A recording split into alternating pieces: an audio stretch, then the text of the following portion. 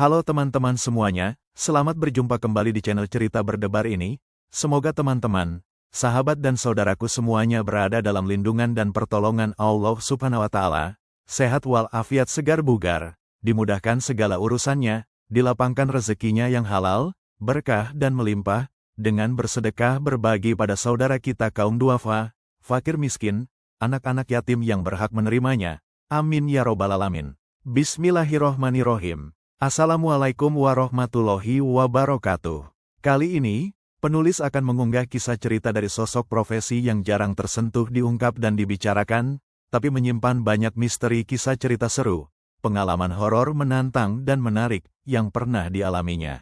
Kisah cerita ini datang dari seorang pria parubaya, sebut saja Pak Satirin, kerap dipanggilnya Pak Satir, nama samaran. Sosok seorang supir mobil jenazah yang sudah menjelang 15 tahun berjalan Pak Satir mengabdi, bekerja mengantarkan jenazah ke tempat peristirahatan terakhir. Ia sudah biasa melihat jenazah, dari insiden tragedi yang meninggal karena kecelakaan parah merenggut nyawa, bunuh diri, gantung diri, hingga peristiwa korban pembunuhan. Tapi di balik jasanya yang sunyi senyap, tersimpan kisah-kisah kelam yang belum pernah ia ceritakan pada siapapun. Tapi tiba saat cuti lebaran, sanak saudara dan keluarga, suasana silaturahim lebaran, semua pada berkumpul. Tentu terharu kangen lagi mudik lebaran di kampung halaman.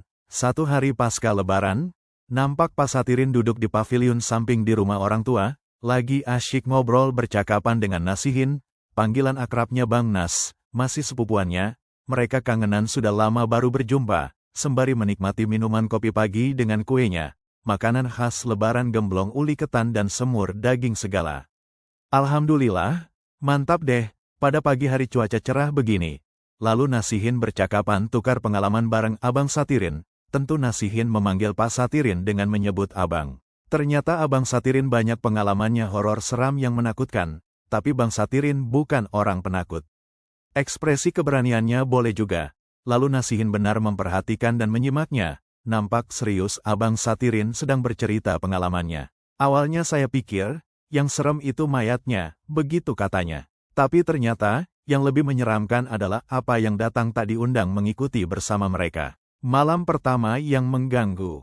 Kisah ini dimulai di tahun awal Pak Satir bekerja, saat ia baru 2 bulan jadi supir jenazah. Suatu waktu petang hari, ia diminta menjemput jenazah dari rumah sakit, dan mengantarkannya di pinggiran kota ke desa terpencil, diperkirakan sekitar 3 jam perjalanan, itu pun kalau badan jalannya mulus. Waktu penjemputan, jam 3 siang petang hari. Saat menaikkan peti jenazah ke mobil ambulans, perawat sempat berkata pelan, "Hati-hati, Pak Satir, jenazah ini aneh.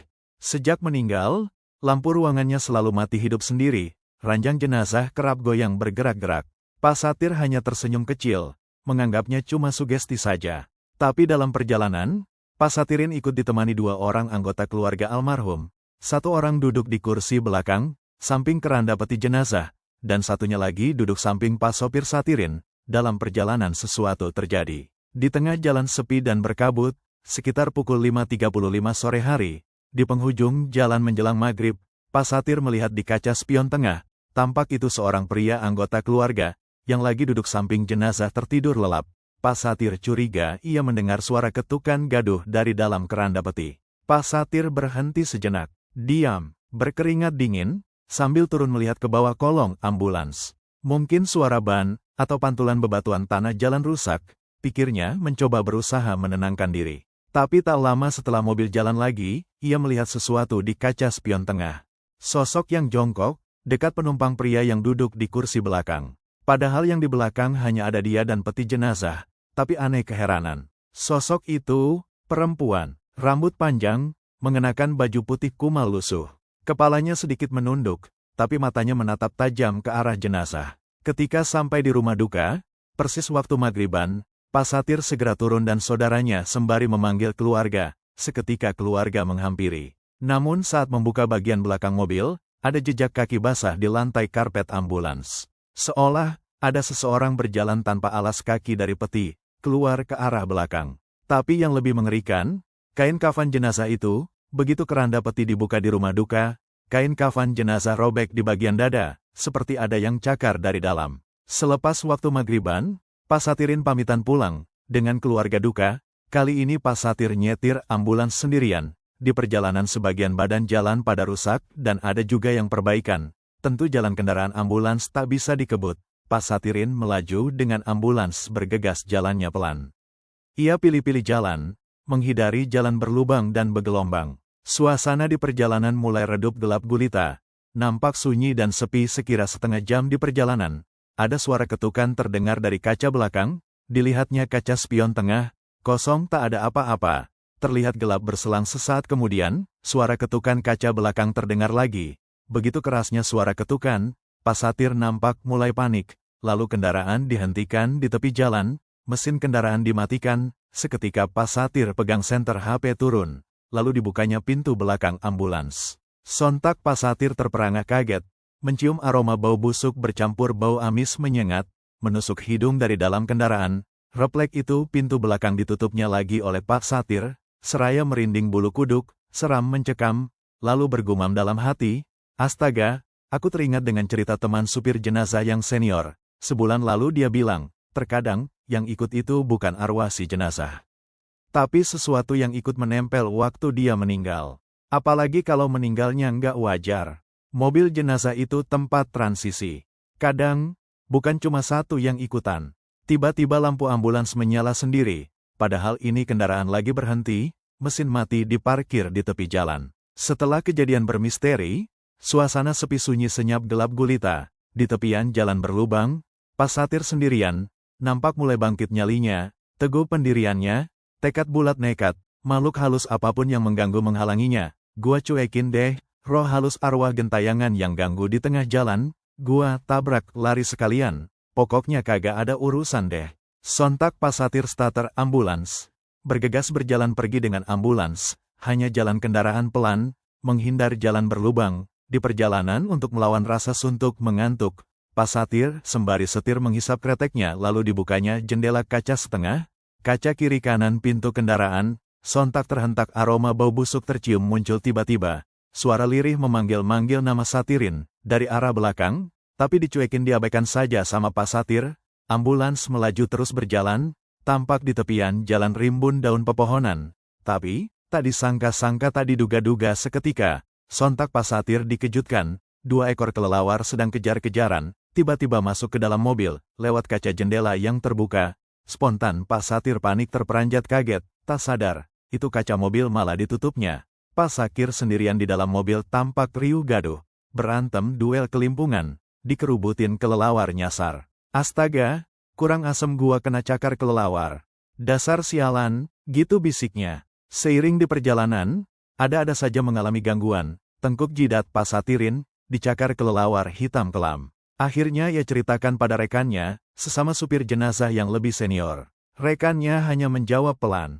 Duh, Satir, itu mah cerita usang, begitu tuturnya, sambil berlalu.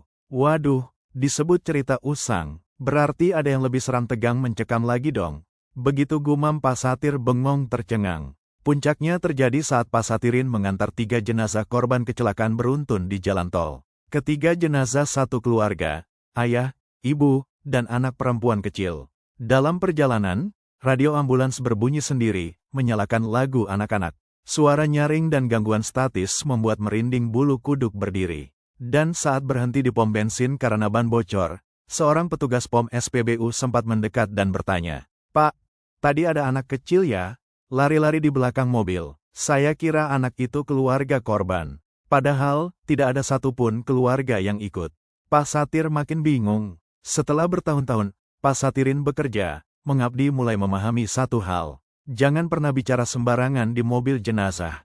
Jangan mengeluh, jangan bercanda. Jangan dengarkan musik keras-keras, karena di dalam kendaraan, bukan cuma ada mayat, tapi juga penumpang tak terlihat, yang sedang ikutan dalam perjalanan terakhirnya. Sejak saat itu, setiap kali ia mengantar jenazah, Pak Satirin selalu membaca dan memanjatkan doa kepada Yang Maha Kuasa Allah Subhanahu wa Ta'ala dan meminta izin, seolah sedang membawa penumpang yang masih hidup. Tapi kata-kata terakhir Pak Satirin menjelang pensiun, yang tidak akan pernah terlupakan. Orang hanya ingat jasa dokter atau perawat, tapi tidak pernah berpikir, siapa yang membawa jenazah, orang terkasih mereka ke liang lahat pemakaman. Dan kami profesi supir jenazah, sudah melihat terlalu banyak.